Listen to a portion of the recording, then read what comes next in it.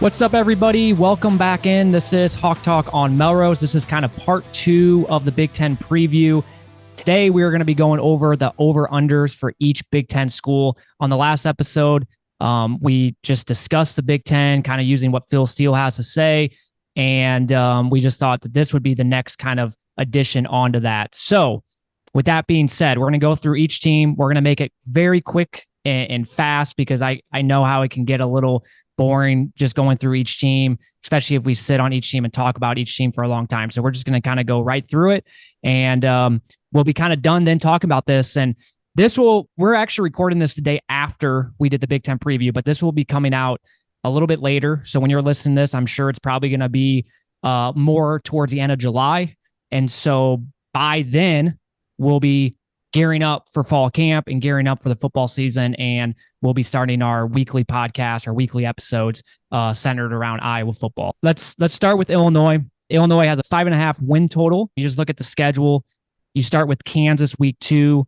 They lost last year 34-23. I remember watching that game. It was on a Friday night. I think they started down like 21-0. And of course, I bet that game. I remember betting Illinois to like cover the point. So I was pretty pissed. And then a couple weeks later, they play at Nebraska. They have won 3 out of the last 4 against Nebraska, but being on the road on a Friday night, that's going to be really tough. And then Oregon is actually their only game against former Pac-12 teams this year. And then their last game at Northwestern, they have lost 7 out of the last 9 games against them.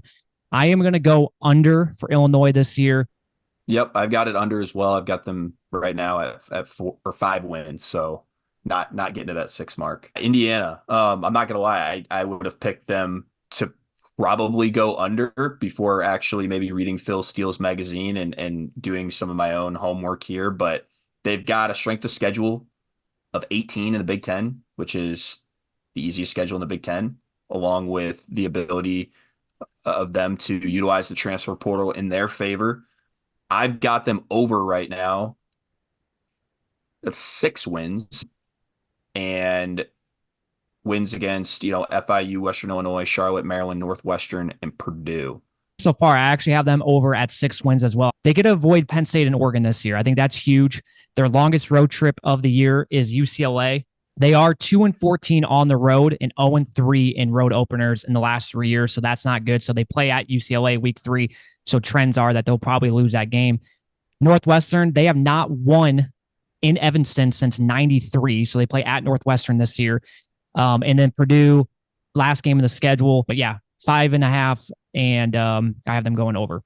All right, Iowa now. So this 7.5, this is just because I'm an Iowa fan. I'm not just saying this, but I think this is a lock to go over 7.5 pretty easily, honestly. And I'm surprised that it hasn't gone up to 8, and it might have by now. I don't know. I put the win totals up a couple weeks ago, so it might have gone up to 8. But you look at Iowa opening with 3 straight consecutive home games. That is just the 9th time since 1977.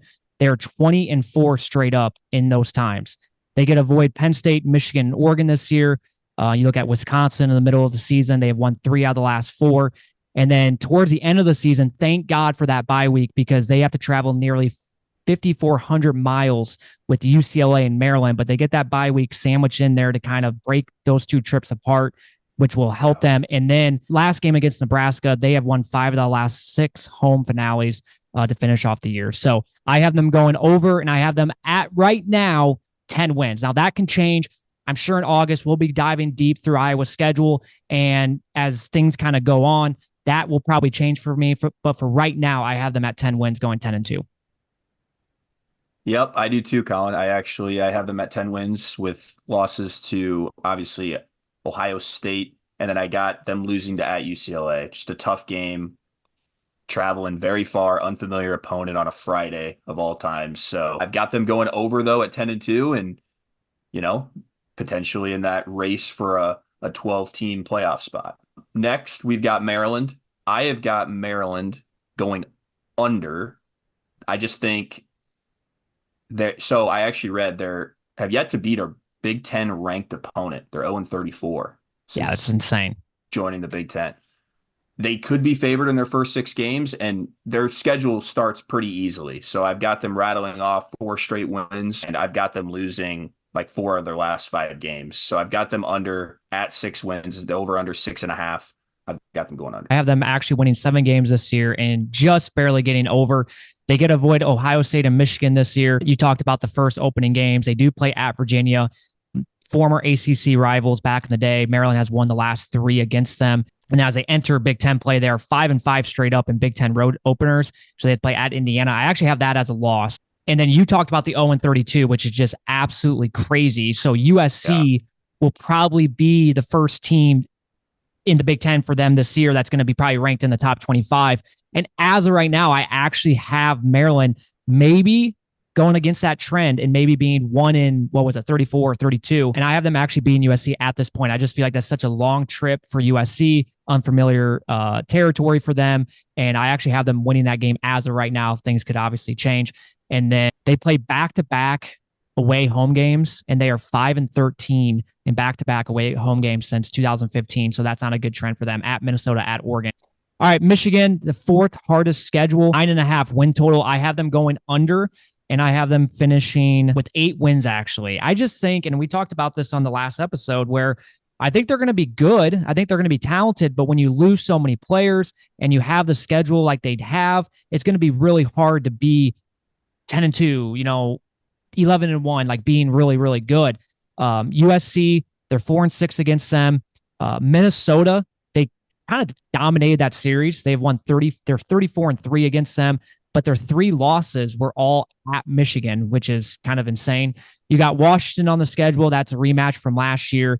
They're one of the 3 Big Ten schools that will play 3 games against Pac-12 teams. Michigan State, the home team since 2015, the home team is 3-6 straight up. So the trend is if you're at home, maybe lose that game. If you're on the road, you have a better shot of winning looking at that trend. And then obviously Ohio State, they have won 3 straight, but on the road, Ohio State's going to want that game so bad. I just don't see where Michigan wins that game.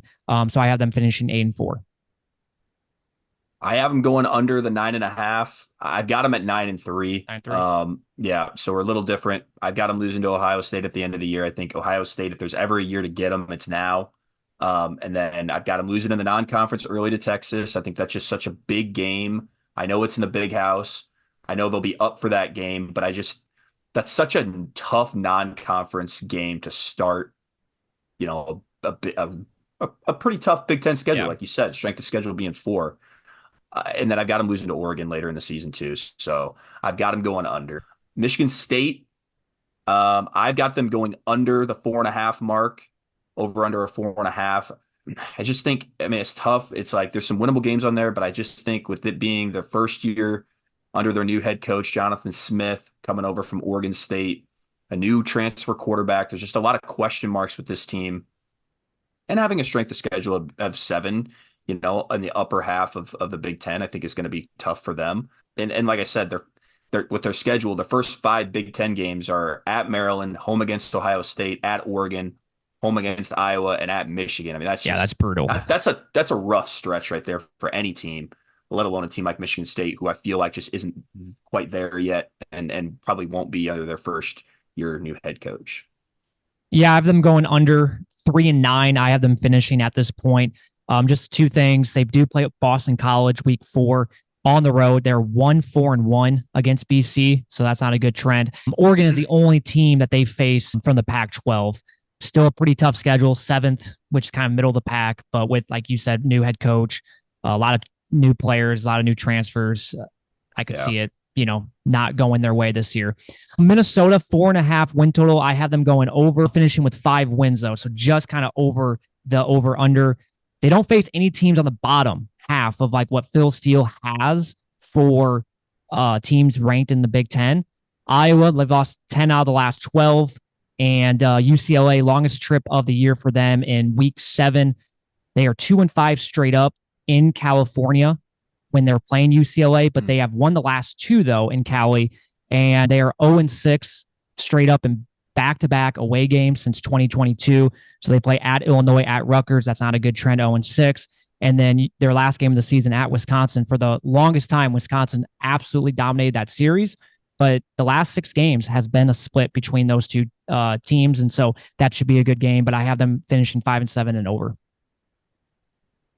I exactly right. I've got them 5-7 and just getting over that. I think, an interesting matchup early on with UNC in the non-conference, North Carolina, but winnable games. I got them going 3-0, and then just it's a rough stretch of Iowa, Michigan, USC, and even in the end of the year. I mean, a game like at Rutgers is always going to be interesting. I have that as a loss against home against Maryland, and then end of the year, Penn State and Wisconsin. So just there's stretches in there that I think will be tough for them. Not the toughest Big Ten strength of schedule by any means, but I have them just getting over. Next up, we've got Nebraska. I've got them going over I have them going 8-4. So over the 7.5 mark, I've got them going 8-4. I think they win their first 6 games. I think they have got a pretty easy start to the year. When you look at their schedule, Colorado will be the big matchup early on. I've got them winning that game, revenge game. Got them at home this year. But, towards the back half of the year, they've got at Ohio State, at USC, Wisconsin, and at Iowa. So I think it's a rough end of the year. They exceed the 7.5 mark, but Matt Rule, makes a bowl game for the first. And Nebraska makes a bowl game for the first time in a minute. Since 2016, I believe.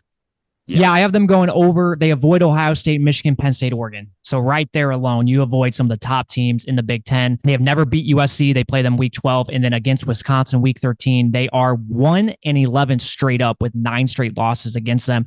However, at home this year, I do have them beating Wisconsin. And then they obviously finished the year off at Iowa. So the first half, pretty easy for them. The back half starts getting a little bit harder, but I still have them going over. Northwestern, they have the 8th toughest schedule in the Big Ten. Their win total is 5.5, and I have them going over, and I have them finishing 6-6, so just over that hump.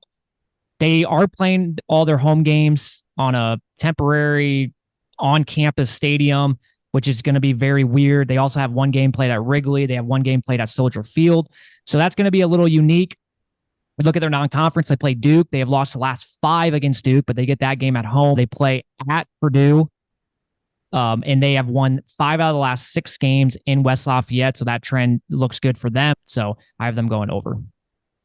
I actually have them going under. I just think when you look at the schedule, Miami, Ohio, I kind of looked that game up. Miami, Ohio, I think, won their conference last year, and they have a guy that was actually their quarterback was injured like halfway through the season. They get him back, who I guess is pretty good. So I've got them losing that game. I do have them winning against Duke and Eastern Illinois and Maryland a little later in this season, but I don't know. It's just tough because you look at what they did last year and you think, man, they could grow off of it, but I don't know. I think some of those games are really, really tough games. Yeah. They might get that game against Purdue, like you said at the end, towards the back half of the year. I have that as a loss as of now. But I just think they underachieve a little bit. They overachieved last year, and maybe they come back to reality a little bit this year. Yep, return back to the mean a little bit. Next up, Ohio State. I mean, not much to say about Ohio State. They're going to be a really good team, one of the best teams in the country, let alone the Big Ten, obviously. I do have them right now losing at Oregon in the middle of the year, and probably the matchup of the year in the Big Ten might decide the race at the end of the year. I do have them losing to Oregon, but I do have them obviously going over the 10.5 mark with 11-1 record. That game, I mean, it's interesting because, Ohio State's going to want revenge. They're going to want to, from what is it, 2021, and they're going to be up for that game, but it is in Eugene, a huge game that Oregon might have the advantage. I think they're favored in it right now by a slight margin. Oregon is, so. I have them going over as well. Their one loss at Oregon, so finishing 11-1. They play all other top 5 teams that Phil Steele has in the top 5.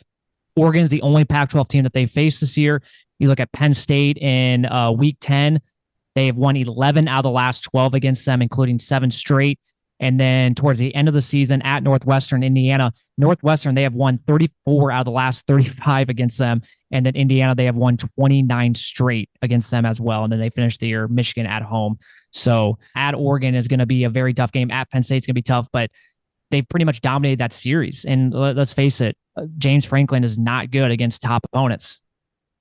Next up, we got Oregon. Their win total is set at 10.5. Now, you could make the case with this team that they could go 12-0 because of how talented they are. However, I do think they will drop at least one game just because I do think the schedule is a little bit more tricky than what maybe some people think. So you obviously play Ohio State October 12th.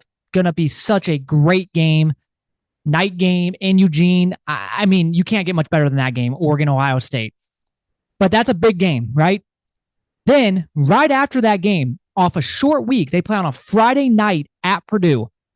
So they're essentially going almost cross country. I know Indiana's not all the way on the East Coast, but essentially cross country to play in West Lafayette on a Friday night right after their biggest game of the season.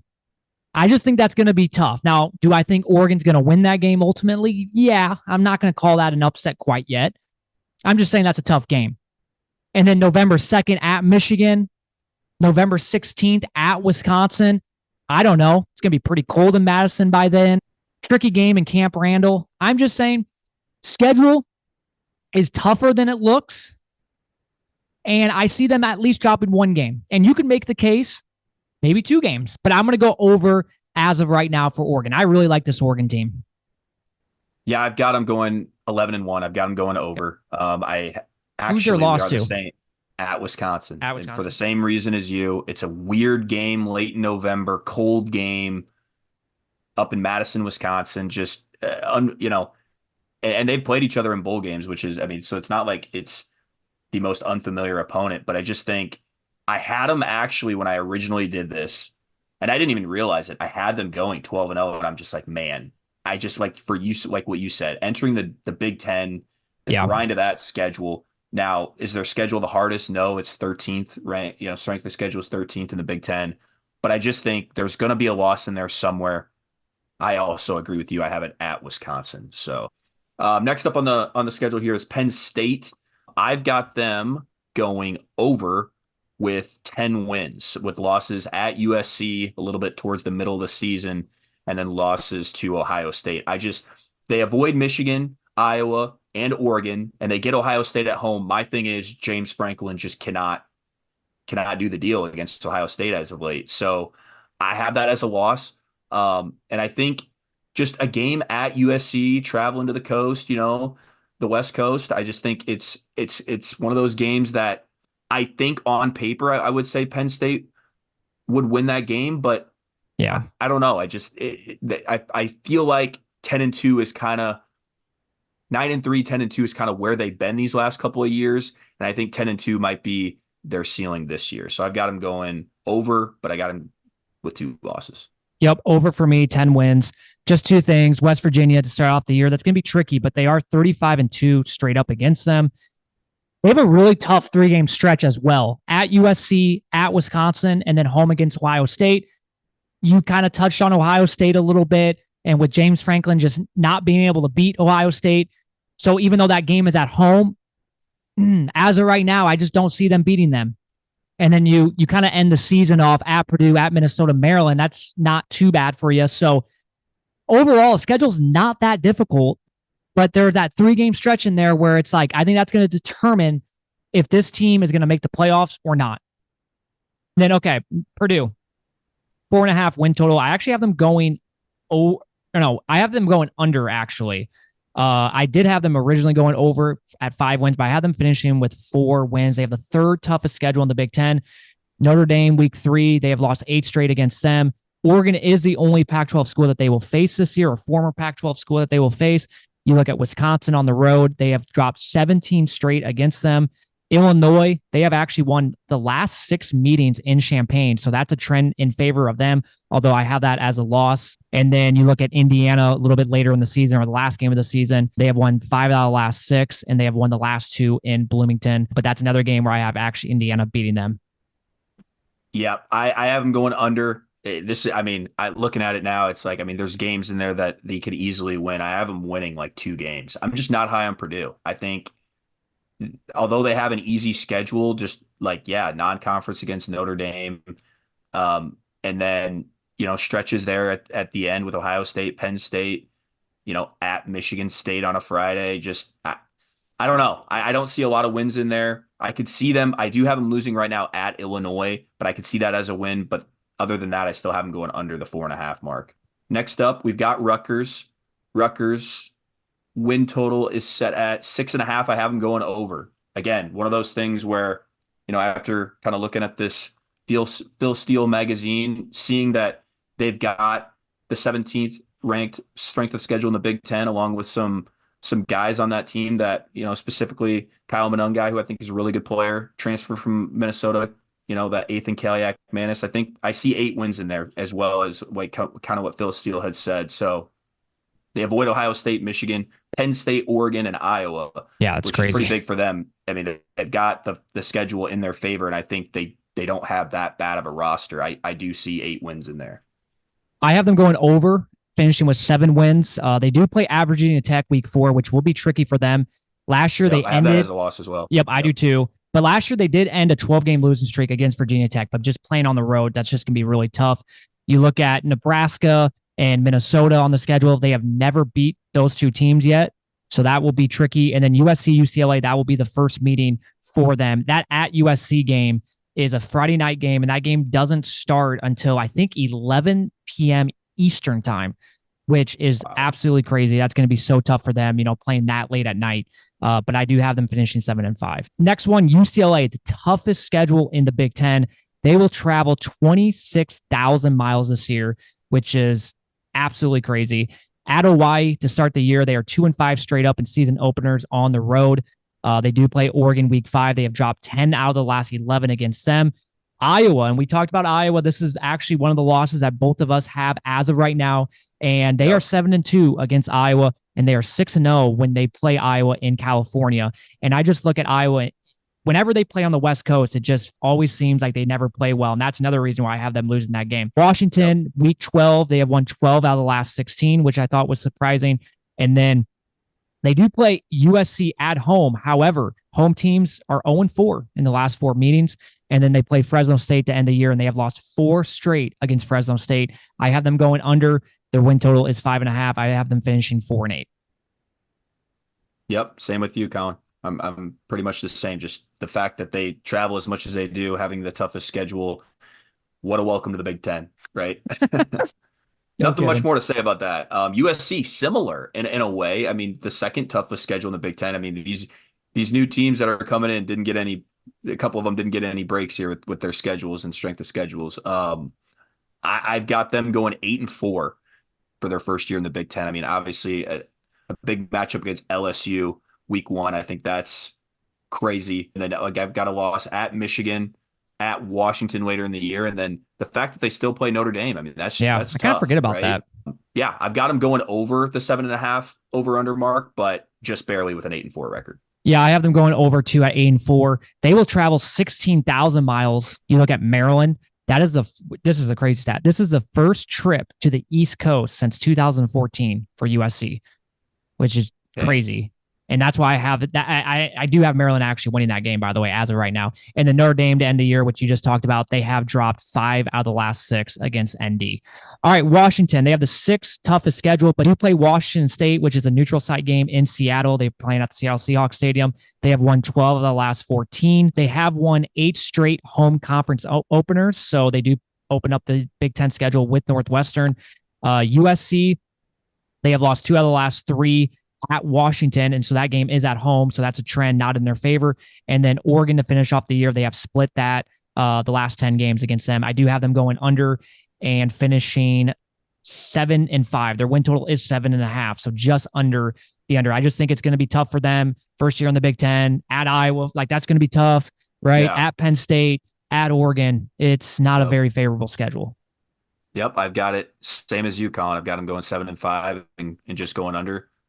No disagreements there. I think looking at their schedule, I've got them starting off the year going 4-0, but then after that it gets a lot tougher. And then to finish it off here, Wisconsin, they're over under set at 6.5. I do have them going over with an 8-4 record. I have them losing that crazy non-conference game against Alabama, which I always am forgetting about week 3. Yeah. I've got them losing at USC and Penn State, and then at Iowa later in the year to go 8-4. I do think it's a better year under Luke Fickell in his second year, but they're going to be a tough out against a lot of these opponents. I do actually have them beating Oregon. I think maybe we talked about that. Yep. So an impressive win there, but maybe not quite where they want to be in year two. But I mean, 8-4, not bad. Just with the schedule that they have, it'll be tough. Yeah, I have them going over. I have them finishing 7-5. So they play Bama, like you mentioned. Series tied 1-1. Rutgers, week 7, they are 5-0 straight up against them. At Northwestern the weekend after, they have dropped 6 out of the last 8 in Evanston. But once again, they're playing in like an off-campus thing, so does that trend really matter? This one we were just talking about, the Oregon game, right, where we both have Wisconsin beating them. Here's a stat for you. Badgers are 16-0 straight up after facing Iowa. So they play Oregon right after Iowa. Wow. So that's something to think about. And then Nebraska, week 13, they have won the last 4 games in Lincoln against them. But this, like I said, this year I actually have them losing at Nebraska. But I do have them finishing 7-5. I think they are a much better team than they were last year. We talked about this on the last episode, but the schedule, it does them no favors. Now, 2025, their schedule is way easier. And so I do think that they're going to be a really good team come next year. And I do think this team is good. It's just their schedule is just not very favorable. So that will do it for the Big Ten over and under. So any thoughts before we end off? Excited to see how it all shakes out at the end of the year. I love doing this at the beginning of the year in the off season and kind of going back and being like, man, we were way off, or we were kind of spot on with what we were thinking. Obviously, there's a lot that happens between now and the end of a college football year, but it's always fun to do this. Well, and there's a lot that happens now between just the first game, right? Injuries, different things like that. So what we need to do, and I because we've done this the last how many years, unfortunately, we haven't really kept track towards the end of the year. It would be kind of fun come like December, we kind of go back to the spreadsheet and kind of just see how we did, kind of tally up like, oh, we hit that, we didn't hit that, and just kind of see how we finished. Because I'm sure we'll hit on some, we'll be way off on others, and that's just how it goes. So, well, that will do it for this episode. We are now done kind of previewing the Big Ten. Now, obviously, as we move on with episodes, we'll obviously talk about the Big Ten here and there, but we really wanted to focus on 2 episodes solely talking about the Big Ten, because once we get into fall camp in the season, Iowa is going to be the main talking point, and we just don't have much time talking about the Big Ten. So that will do it for this episode. Until next time, thank you guys for listening, and go Hawks.